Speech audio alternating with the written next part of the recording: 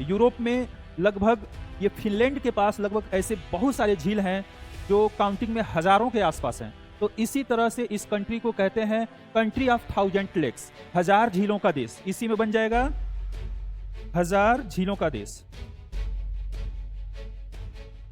Country of 1000 lakes. उसी तरह से यहां पर देखिए नॉर्वे है। नॉर्वे में सनलाइट मध्य रात्रि में भी चमकता है, क्योंकि ये इतना नॉर्थ में है कि जब सनसेट होता है तो सनसेट जैसे दुनिया के आधे हिस्से में दिन होता है, आधे हिस्से में रात होता है, लेकिन जब यूरोप में मध्य रात्रि होती है तो उस समय जब दूसरे पार्ट में सन चमकता है तो उसकी लाइट नॉर्वे में दिखाई देता है। इसलिए नॉर्वे को मध्य रात्रि का देश भी कहा जाता है ना, मध्य रात्रि का देश, है ना। तो ये याद रखना है। कंट्री ऑफ मिडनाइट, इंग्लिश में कहता है कंट्री ऑफ मिडनाइट, और वो कंट्री है नॉर्वे।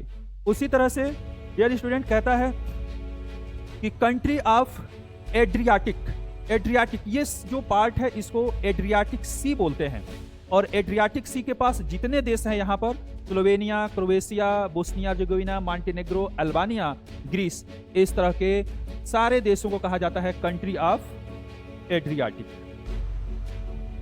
कंट्री ऑफ एड्रियाटिक, और ये एड्रियाटिक सी है।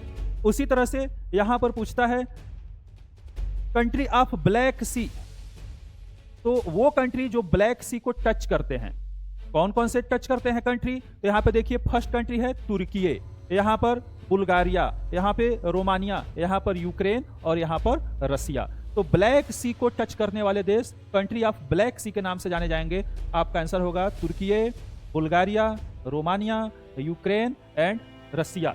और यहां पे और नीचे आएंगे तो देखें ये छोटा सा देश है जॉर्जिया। तो ये आपके ब्लैक सी के आसपास के देश हो गए जिनको कंट्री ऑफ ब्लैक सी के नाम से जाना जाता है।